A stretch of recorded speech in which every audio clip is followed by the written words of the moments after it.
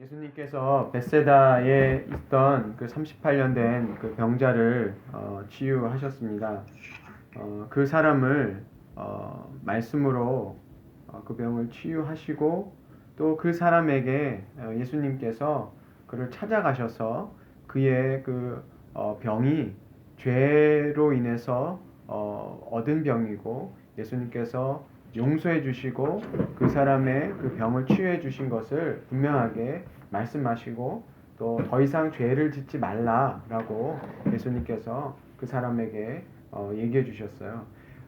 예수님께서 그냥 치유만이 목적이 아니라 만약에 그랬다면 예수님께서 그 사람을 치유하고 그냥 떠나셨겠지만 예수님께서 원하셨던 것은 그냥 그 치유가 끝 목적이 아니라 그 사람에게 예수님이 주시고자 하는 그 생명을 주시기 위해서 영원한 생명을 알게 하시기 위해서 그 사람에게 그 사람이 병에 걸렸던 이유와 또 그가 앞으로 해야 할 일까지도 주님께서 말씀해 주셨죠. 근데 그것을 가지고 유대인들이 예수님이 안식일 날 그 사람을 치유했다는 것으로 이제 예수님을 비난하죠. 뭐라고 하냐면 예수님이 하나님을 아버지라 부르서 자기 자신을 동등한 존재라고 여겼고 두 번째는 안식일을 범했다라고 얘기를 하고 있습니다.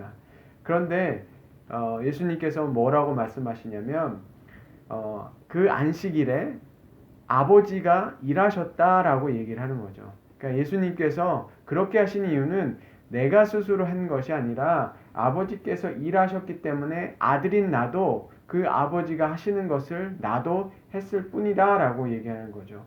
그러면 안식일이라는 것은 하나님이 정하셨는데 하나님이 이 안식일 날 그쵸? 그 병든 자들을 치유하시고 회복시키기를 원하신다는 것을 말씀하고 계신 거죠. 그러니까 유대인들이 생각하는 그런 안식일 법하고는 이게 다른 거죠. 하나님이 원하시는 것은 안식일, 이 새로운 말씀을 하시는 거죠. 안식일은 그냥 쉬는 게 아니라 뭐죠? 하나님의 그 안식은 그런 병든 자들이 회복되고 그 하나님이 원래 창조하셨던 그 창조 세계가 회복되는 것이 하나님이 원하시는 안식이라는 거죠. 그래서 하나님의 안식은 그래서 예수님으로부터 안식을 얻게 되는 거죠. 이 38년 된 병자가 예수님으로 인해서 치유를 받음으로 인해서 이제 어떻게 합니까? 그 사람이 육체로부터 그 질병으로부터 안식을 얻을 뿐만 아니라 이제는 그 죄의 문제에서도 용서를 받으니까 어떻게 됩니까? 앞으로도 그 예수 그리스도의 이름으로 예수님의 이름으로 그 용서받고 또 그 사람이 앞으로 그 죄의 권세 아래에 놓이지 않게 되죠.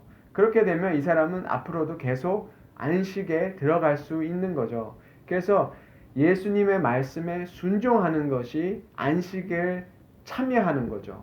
그래서 계속해서 그 안식에 들어가려고 히브리서에서 힘쓰라고 하는 것은 바로 그 복음을 들었을 때, 복음이 뭡니까?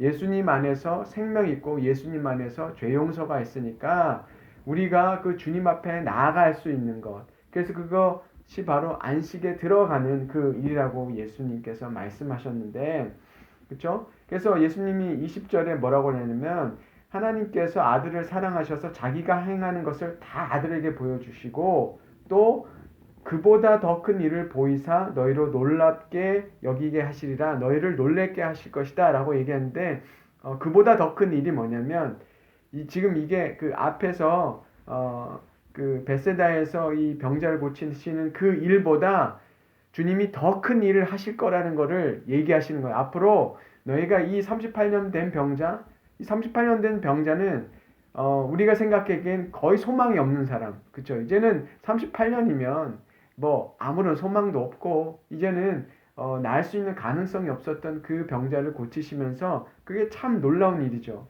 근데 주님께서 그보다 더 큰 일을 보이시겠다라고 얘기하시는 거예요. 그보다 더 큰 일. 그게 뭘까요? 예수님께서 그 다음에 말씀하신 게 21절에 왜냐하면 원래 그 원어에는 왜냐면이라는 말이 있어요. 아버지께서 죽은 자들을 일으켜서 살리신 것 같이 아들도 자기가 원하는 자들 살리리라. 예수님이 이제 뭘까지 말씀하시냐면 내가 38년 된 병자 고쳤지. 그런데 더 놀라운 일을 행할 거야. 뭐냐면 죽은 자를 살릴 거야. 그렇죠? 예수님이 이후에 정말 죽은 자들을 살리시잖아요. 나사로도 살리시고 그다음에 성경에 보면 그 과부의 아들도 살리시고 예수님께서 죽은 자들을 다시 살리시는 생명을 주시는 아예 그것을 보여주시는 거죠. 지금 병자들을 고치신 것뿐만 아니라 앞으로 예수님께서 죽은 자까지도 살리시는 그 생명을 주관하시는 주님이라는 것을 보여주시는 거죠. 사실은 예수님이 이 창세기에 그러니까 예수님이라는 분은 육체를 입고 태어나셨을 때 예수 원래 조슈아라고 그랬죠. 원래 그 히브리어는 조슈아 그 구원이라는 뜻이죠. 구원자라는 뜻을 가지고 있는데 그 예수님이 원래 말씀이 있었을 때 우리는 그리스도 그 하나님의 말씀 하나님의 기름 부은 자 이렇게 구약에서는 찾을 수 있는데 그 말씀으로 인해서 모든 이 피조물이 만들어졌다고 했잖아요. 그러니까 생명의 사실은 주관자가 바로 하나님의 말씀이고 그 말씀이 육체가 돼 오신 분이 예수님이니까. 근데 그분이 그런 생명을 가지신 분인데 자 이제 죽은 자들도 다시 살릴 거다라고 주님께서 말씀하셨고 그것은 실제로 그렇게 보여주실 뿐만 아니라 그 다음에 또 뭐라고 얘기하시냐면 그는 죽은 자들 다시 살리는 건 어떤 부활의 능력도 되고 새로운 생명을 주시는 그런 능력을 가지신 분이라고 그것도 볼 수 있는데 또 뭐라고 얘기하냐면 아버지께서 아무도 심판하지 아니하시고 심판을 아들에게 다 맡기셨으니 이렇게 얘기하거든요. 그 22절을 보면 그 이제는 무슨 말씀을 하시냐면 이 세상에서 예수님께서 살아계실 동안 죽은 자들을 살리셨지만 그 다음에 그 죽음 이후에 그 심판이 있을 텐데 그 심판을 주관하는 분도 누구라는 거예요? 바로 예수님이라는 거죠. 그러니까 이 땅에서의 생명도 하나님 그 예수님께서 주시는 것이고 그 다음에 그 이후에 영원한 생명도 주시는 분이 바로 예수님이라고 말씀하고 있는 거죠. 그래서 지금 병자를 고치는 것부터 시작해가지고 계속 이 사람들에게 뭘 하고 계시냐면 예수님께서 내가 죽은 자들로 살릴 수 있는 생명을 주관하는 사람이야. 그리고 너희들이 이 땅의 생명이 끝날 때 영원한 생명도 내가 줄 수 있는 그런 사람, 그런 하나님이시라는 것을 지금 이 사도 요한을 통해서 우리에게 얘기하고 있는 거죠. 그러니까 예수님께서 병든 자를 치료하시면서 그게 표적이라 했잖아요. 세 번째 표적인데 그 표적을 통해서 어떤 것까지 말씀하시냐면 영원한 생명까지도 주시는 심판자로서의 바로 그리스도이심을 얘기를 하고 있는 거예요. 그러니까 그 예수님의 그 하나님 아들의 권한이 이렇게 많은 거죠. 그래서 23절에 보면 모든 사람이 아버지를 공경하는 것 같이 아버지가 뭘 하냐고요? 아들이 그렇게 공경받게 하시겠다는 거죠. 그런데 그 아들을 받아들이지 않는 자는 그 아버지도 공경하는 게 아니라고 하는 거죠. 그래서 너희들이 그러니까 예수님의 말씀을 받아들이지 않으면 그들 또한 그들이 하나님 아버지를 공경하는 게 아니라는 그런 말씀을 하고 계세요. 그래서 24절에 보면 진실로 진실로라는 거는 아주 강조하는 거죠. 아멘, 아멘이라는 뜻인데 그것은 주님께서 어떤 것을 강조하시냐면 내 말을 듣고 또 나를 보내신 이를 믿는 자는 영생을 얻었다라고 얘기를 하죠. 이미 성취된 거. 그리고 심판에 이르지 아니하나니 사망에서 생명으로 옮겨졌다라고 얘기를 하는데 우리가 이 구절을 잘 보면 자 예수님의 말씀을 듣는 거, 믿는 거를 얘기하는 거. 듣는다는 거는 그것을 순종하는 자들에게는 그렇죠? 영생을 얻었다는 거죠. 근데 그 우리 앞에 3장에 보면 그 세례 요한이 뭐라고 얘기를 했냐면 아들을 믿는 자에게는 영생이 있고 아들에게 순종하지 아니하는 자는 영생을 보지 못하고 도리어 하나님의 진노가 그 위에 머물러 있느니라 이렇게 얘기하거든요. 그러니까 예수님의 말씀을 믿는다는 것은 그 진노에서 생명으로 옮겼다는 거예요. 그러면 지금의 그 상태, 사람들이 예수님의 말씀을 믿지 않는 그 상태가 뭐냐면은 이미 진노 가운데 있는 상태라는 거예요. 예. 그 상태에서 예수님께서 건져주시는 거죠. 그런데 그것을 받아들이지 않는 자는 율법을 지킨다고 하고 하나님의 이스라엘 백성이라 하더라도 그들이 구원을 받을 수 없다라고 얘기하는 거죠. 왜냐하면 그들은 여전히 진노 가운데 있다라는 거죠. 그래서 성전에서 제사를 지르는 그 이유도 사실은 오실 그리스도, 하나님의 그 죄를 용서해 주시는 그분을 기다리고 그분을 믿기 위한 건데, 그 예수님을 믿지 않으면 그 모든 것도 다 뭐라는 거예요? 헛된 거라는 거죠. 이게 그것으로도 구원을 받을 수 있는 게 아니라 그건 헛된 거라는 거죠. 그러니까 예수님이 그랬죠. 이 성전을 허물라라고 말씀하신 거는 이제 더 이상 이 성전은, 왜냐하면 예수님의 참으로 오실 분이 오셨기 때문에 이 성전이 그림자였는데 그 그림자를 가 보여주는 원래 그 본체, 그 성전 대신 주님이 왔기 때문에 이제는 그것이 필요 없다는 거죠. 그래서 주님이 예수님을 믿으면 이제는 사망에서 생명으로 옮겨졌다라고 주님께서 선언을 하시고, 이제 죽은 자들이 아들의 음성을 들을 때가 왔는데 언제라고요? 이때라. 이제는 그러니까 그 예수님의 말씀을 듣지 않았던 그 모든 사람들은 예수님 안에서 그 전엔 다 뭐예요? 죽은 존재들이랑 다름없다는 거죠. 죽은 존재들이 이제는 예수님의 말씀을 들으면 그것을 믿고 예수님께서 죄를 사하시는 하나님의 어린 양이라는 것을 믿으면 그들은 이제 생명으로 들어왔다라고 얘기하는 거예요. 그 전에는 그들은 죽은 존재라는 거죠. 하나님의 진노 아래에 있는, 그리고 뭐죠? 그 진노 아래에 있다는 것은 사실은 하나님의 심판 아래에 있다는 거죠. 그 심판이라는 것은 그 영원한 심판을 얘기하는 거예요. 그렇지만 예수님을 믿었을 때는 그 심판에서 이제는 떠나서 하나님의 그 생명을 받은 존재라고 얘기를 하고 있습니다. 그래서 예수님께서 바로 심판하는 권한을 가지고 계셨다는 거죠. 그러면 우리가 여기서 아주 중요한 사실이 한 가지가 있는데, 바로 예수님께서 말씀을 선포하실 때마다 사실은 뭐가 일어나는 거예요? 이 땅 위에서 심판이 일어나는 거예요. 그렇잖아요. 예수님께서 말씀을 전하시고 생명을 전하시는데 그것을 안 받으면 그 사람은 뭐예요? 그냥 진노 가운데 계속 있는 거예요. 영원한 심판 가운데 그냥 있는 거예요. 그지만 그들이 예수님을 믿었고 그 말씀을 따를 때 그 사람들은 어떻게 하죠? 그 진노에서 어떻게 하는 거죠? 생명, 영원한 생명으로 건져지는 거죠. 구원이 일어나는 거예요. 그러니까 예수님 말씀이 전해질 때 사실은 심판이 있는 거예요. 그 자체가 사실은 심판인 거예요.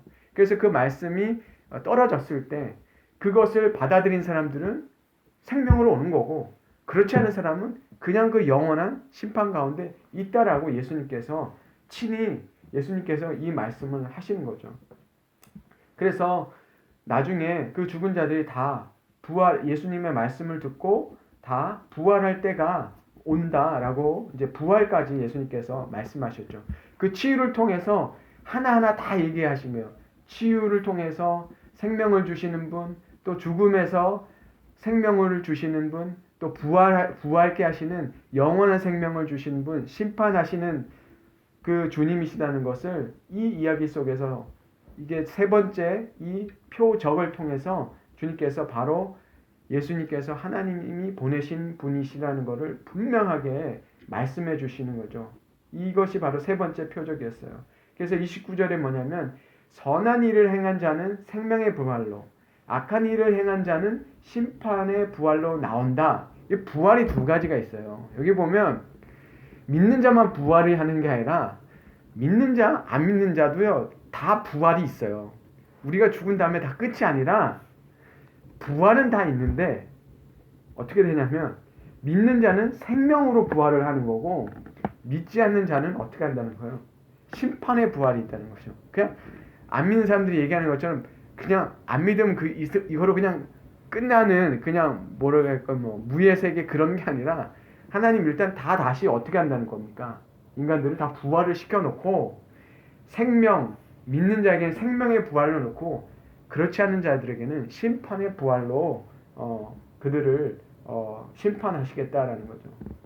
그래서 선한 일 여기서 얘기하는데 선한 일이라는 것은 사실 그래서 우리가 생각하는 뭐 남을 돕고 그런 일도 선한 거지만 제가 계속해서 반복하는 거는 우리가 그런 일을 마땅히 예수님을 믿는 자로서 마땅히 선한 일을 해야 되는데 성경에서 얘기하는 선한 일 그러니까 우리가 하나님의 자녀로서 영원한 생명을 얻는 선한 일 그 선한 일은 뭐냐면 예수 그리스도께서 전하신 말씀 그 복음을 듣고 믿는 것을 선하다라고 얘기를 한다는 거죠.